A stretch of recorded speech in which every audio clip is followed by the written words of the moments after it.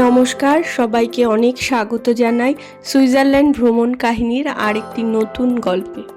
আমি রুমিতা, আমার YouTube channel Indian Bengali family in France. আমি এবং আমার পরিবার এখন সুইজারল্যান্ডের বিভিন্ন জায়গা ঘুরে দেখছি আর তার ভিডিও করে এই চ্যানেলে শেয়ার করছি। সুইজারল্যান্ড ভ্রমণের আজকে আমাদের তৃতীয় দিন।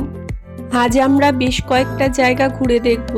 তার মধ্যে এখন চলেছি যেখানে, সেটা হলো গ্রিন্ডেলওয়াল্ড। গ্রিন্ডেলওয়াল্ড সুইজারল্যান্ডের একটা অন্যতম সুন্দর গ্রাম। আপনারা দেখলেই সেটা বুঝতে পারবেন কেন এটাকে সবথেকে সুন্দর গ্রাম বলা হয়। আমরা কাছাকাছি চলে এসেছি, আর কাছাকাছি যে চলে এসেছি সেটা আশপাশটা দেখলেই বোঝা যাচ্ছে।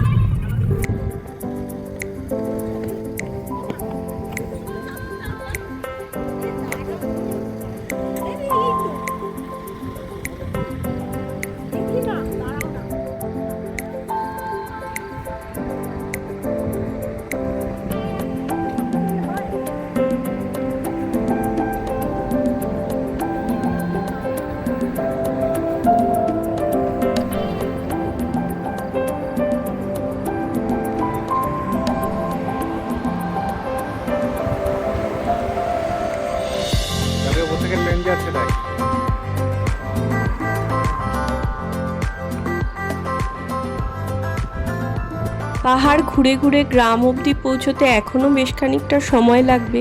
তার আগে এখানটা একটা ভিউ পয়েন্ট থেকে আমরা গ্রামটাকে সুন্দরভাবে দেখে নিচ্ছি। আমি এখানে গাড়িতেই বসেছিলাম, সৃজান ঘুমিয়ে পড়েছিল, সেই জন্য আমি সৃজানকে কোলে নিয়ে গাড়িতেই বসেছিলাম। এই জায়গাটাতে আমি নামতে পারিনি।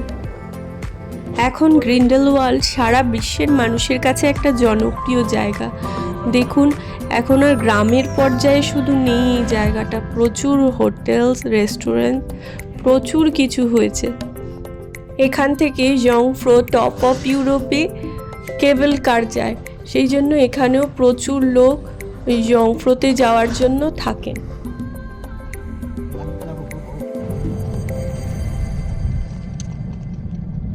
এবার আমরা আস্তে আস্তে নিচের দিকে নামছি।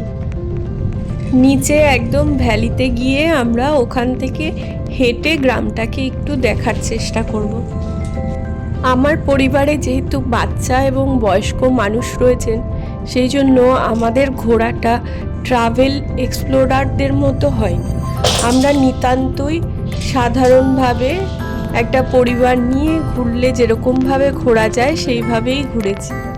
আমার চোখ দিয়ে আমি যেটুকু দেখতে পেরেছি, বুঝতে পেরেছি, সেটুকুই এই চ্যানেলে আমি তুলে ধরার চেষ্টা করছি।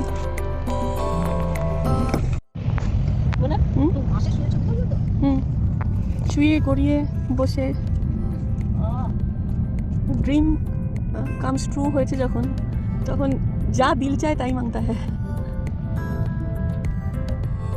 সুইজারল্যান্ডের সৌন্দর্য বর্ণনাতীত, একে বর্ণনা করে বোঝানো সম্ভব নয়। এত সুন্দর চারিদিকটা, আর আমরা সেটাই প্ল্যান করছিলাম যে ওখানে নেমে আমরা কি করব, এই ঘাসের মধ্যে কিভাবে দৌড়বো, কিভাবে বসবো, কিভাবে ছবি তুলব। চারিদিকে বরফের পাহাড়ে ঘেরা একটা সবুজ ভ্যালি, তার মধ্যে এত সুন্দর পরিপাটি করে সাজানো ঘরগুলো, দারুণ দেখতে লাগছে। প্রত্যেকটা বাড়ি এত সুন্দরভাবে সাজানো।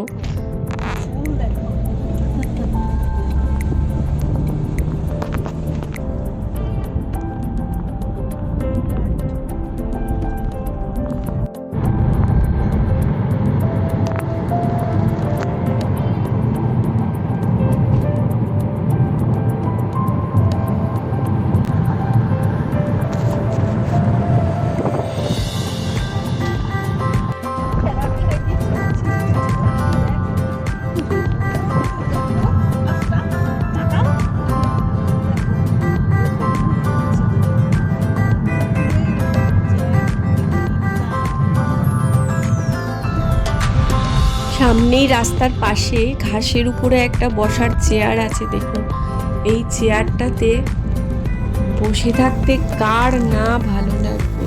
এত সুন্দর একটা জায়গায় এত সুন্দর একটা চেয়ার পাতা রয়েছে।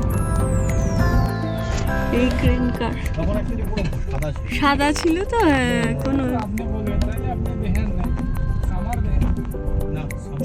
সামারে এই জায়গায় তো আসিনি, সামার অন্য জায়গায় দেখেছি।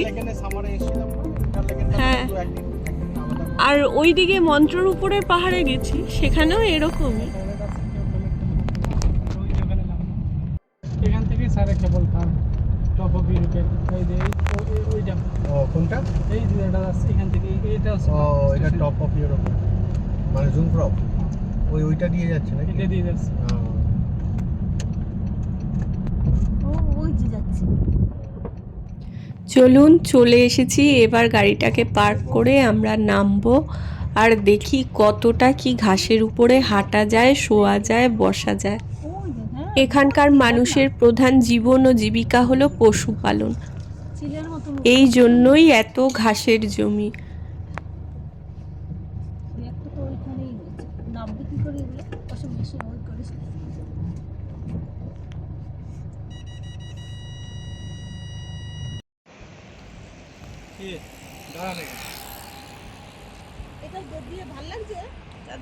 হ্যাঁ হ্যাঁ ঠিক আছে, হ্যাঁ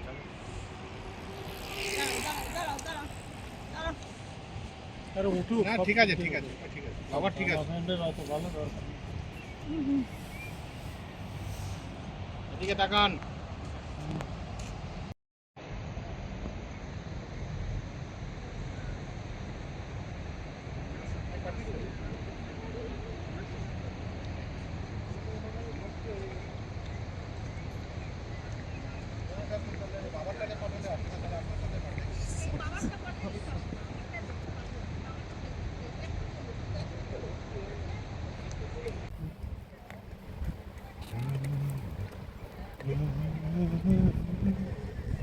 এই ঘাসের জমিগুলো সব তার দিয়ে ঘেরা ছিল, যার জন্য এর মধ্যে নামা আমাদের সম্ভব হয়নি। কত ভেবেছিলাম এর উপর দিয়ে দৌড়বো, কিন্তু দেখুন সবই তার দিয়ে ঢাকা, ঘেরা আর কি। আকাশটা একটু মেঘ মেঘ ঢাকা ছিল, এখন আস্তে আস্তে পরিষ্কার হচ্ছে, একটু একটু করে রোদ উঠছে। রোদ ওঠাতে জায়গাগুলো যেন আরও সুন্দর হয়ে গেছে দেখতে।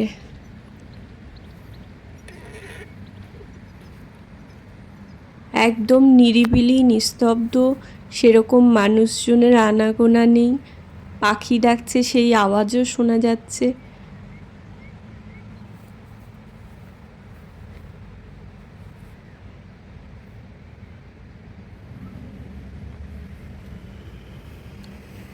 সরে আসেন।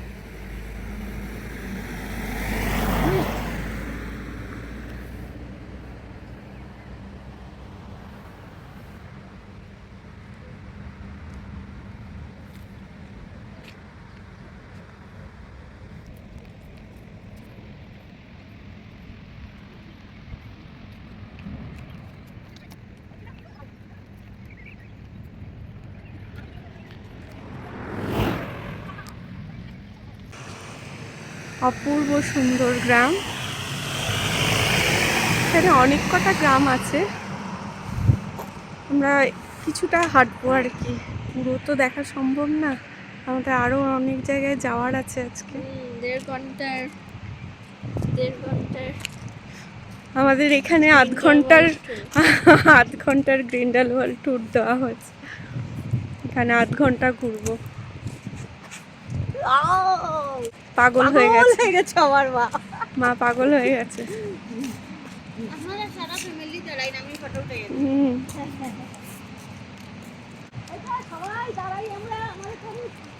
পুরো মনে হচ্ছে কোনো আনন্যাচারাল জায়গায় এসে পড়েছি। প্রকৃতি যে এত সুন্দর হতে পারে ভাষায় বোঝানো যাবে না।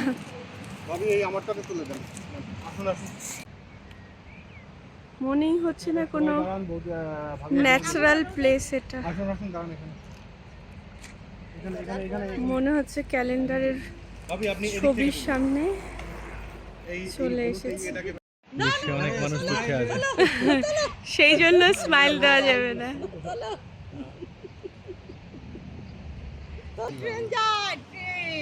হলো স্মাইল আর কি দেবে, এই যা স্মাইল, এটা সাংঘাতিক ব্যাপার। আর এই ট্রেন এরকম নিচের দিকে যে আমার জানা ছিল না। ট্রেন সাধারণত আঁকা পাকা পথে হয় তো দাদা নইলে আবার দিমু নিচের দিকে নামছে ট্রেন। ও দাঁড়াও বাস গাড়ির মতো। শোনো র্যান্ডম আমার ফটো তোলো র্যান্ডাম বলে মার ফটো তুলবে, মা পাগল হয়ে গেছে। ভাবি হাত দিও না ভাবি।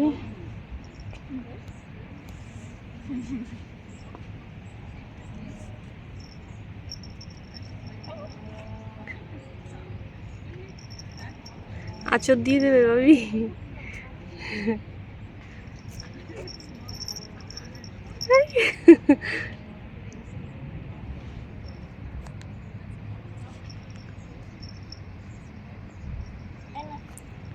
এই ছবিগুলোর বেশিরভাগই রহমান ভাইয়ের ওয়াইফ ঝর্ণা ভাবি আমাদেরকে তুলে দিয়েছে।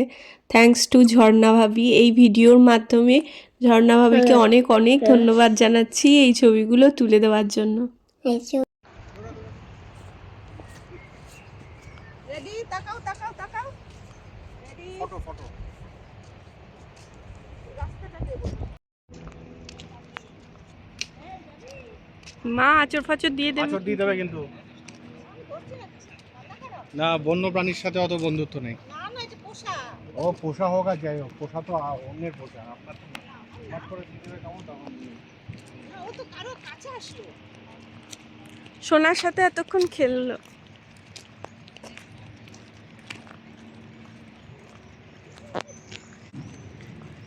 এবার ফিরছি আমরা, গ্রামটা মোটামুটি কিছুটা দেখেছি, এবার ফিরছি।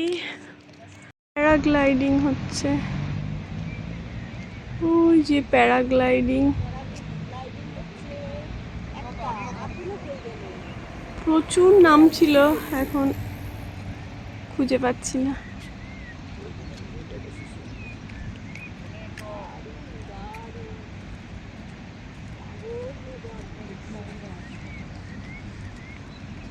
কোথায় নামবেন উনি কে জানে।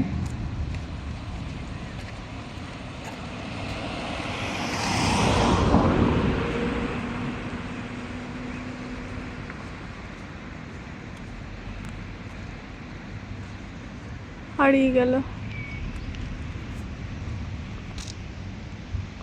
এদিকে থেকে এদিকে ওই যে কেবল কারগুলো যাতায়াত করছে, এই যে কেবল কার, এখানে ইয়ংফ্রো টপ অফ ইউরোপে যায় এই কেবল কারগুলো।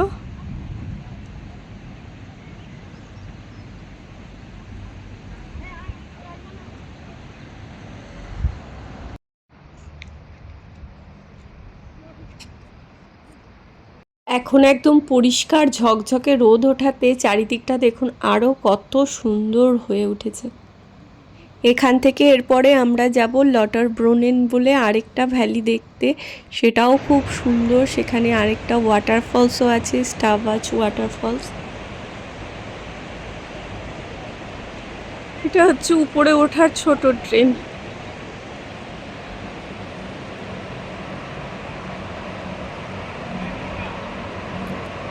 এই সুন্দর জায়গাগুলোর এই সুন্দর সুন্দর দৃশ্যগুলো ইউটিউবের কাছে গচ্ছিত রাখছি আমি। ভীষণ সুন্দর জায়গাগুলো যে গেছি, এই ভিডিওগুলো হয়তো কোনোদিন হারিয়েই যাবে ফোন থেকে। যারা এই ভিডিওটি প্রথম থেকে দেখলেন তাদেরকে অসংখ্য ধন্যবাদ। দেখা হবে লটার ব্রোনেনের ভিডিওতে। ততক্ষণ পর্যন্ত সবাই ভালো থাকবেন, সুস্থ থাকবেন আর সাবধানে থাকবেন।